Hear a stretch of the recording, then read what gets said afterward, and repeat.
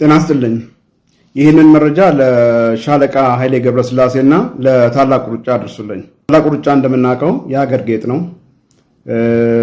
መለያችን ነው፣ መገናኛችን ነው፣ መሰብሰቢያችን ነው። ትልቅ ክብር አለ ለታላቁ ሩጫ።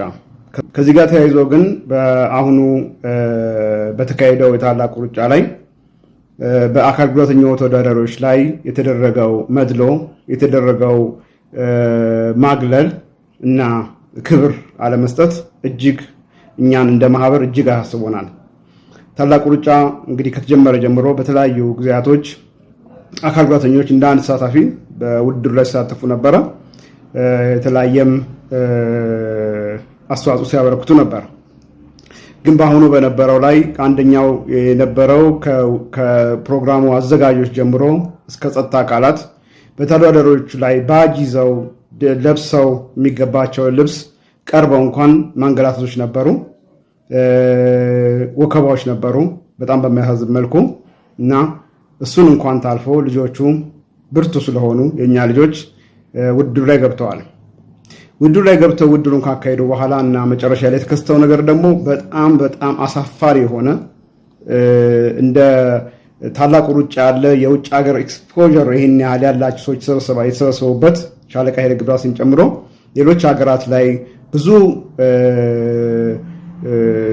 ተሞክሮ መውሰድ የሚችሉ ሰዎች ግንዛቤዎች ሳይቀሩ ቀርተው አካል ጉዳተኛ ተወዳዳሪዎች እንደ ሽልማት ተብሎ የሰጣቸው ለአንድ በጣም ለተቸገረ ሰው እንኳን በዚህ ዘመን የማይሰጥ አይነት ነገር ነው።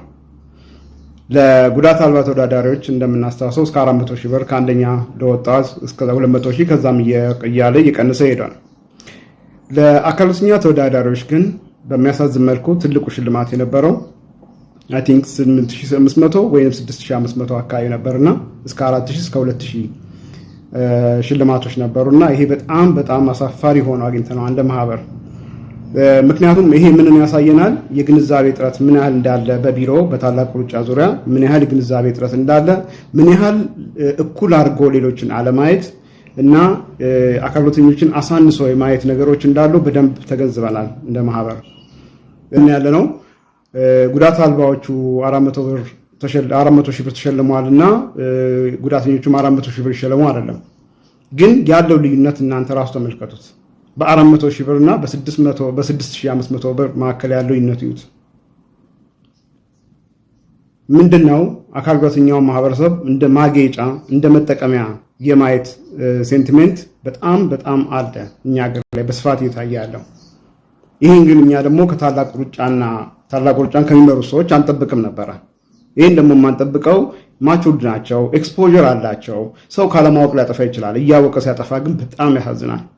እና ታላቁ ሩጫ አሁንም ቢሆን የተደረገው ነገር በጣም እጅግ አሳፋሪ ነው። እኛ ስፖንሰሮችን ኢንዲቪጁዋሊ እናናገራለን፣ መሄድ ያለብን ያህል ጥግ እንሄዳለን፣ እንጠይቃለን። ምክንያቱም የመብት ጉዳይ ነው። ወይንም እንደዚህ አይነት ሰውን የሚያረክስ ተግባር እያየን በአገር ደረጃ ሲካሄድ ዝም አንልም። ከዚህ በኋላ ዝም የምንልበትም ዘመን አይደለም እና እንዳልኩት ስፖንሰሮችን የሚያደርጉትን አካላት እንጠይቃለን። ሌሎች ሚዲያዎችንም የውጭንም ጭምር የሀገር ውስጥ ሚዲያዎችንም ኮንታክት እናደርጋለን። ታላቁ ሩጫም በዚህ ዙሪያ ፎርማል ደብዳቤ ጽፈናል። እንትን እንፈልጋለን፣ ግልጽ እንዲሆንልን እንፈልጋለን። እንደ ማህበር 6,500 ብር እጥፍ አድርገን ለታላቁ ሩጫ ልንከፍል እንችላለን። ለእኛ ልጆች ተከፈለ ተብሎ ተወዳደሩ ተብሎ ያን ያህል ሞራል የሚነካ ከስብና የሚያወርድ ነገር ነው የተደረገውና ይሄን በጣም ነው የምናወግዘው። በቀጣይ በሚደረጉ በየትኛውም አካል ጉዳተኞች በሚሳተፉባቸው እንቅስቃሴዎች ላይ አካል ጉዳተኛውን የሚያዋርዱ የሚያዘቅጡና የበታችነት ስሜት እንዲሰማው ከሚያደርጉ እንደዚህ ተግባራት ሌሎችም መስሪያ ቤቶች ታላቁ ሩጫን ጨምሮ እንድትገደቡ ጥሪያችንን እናስተላልፋለን።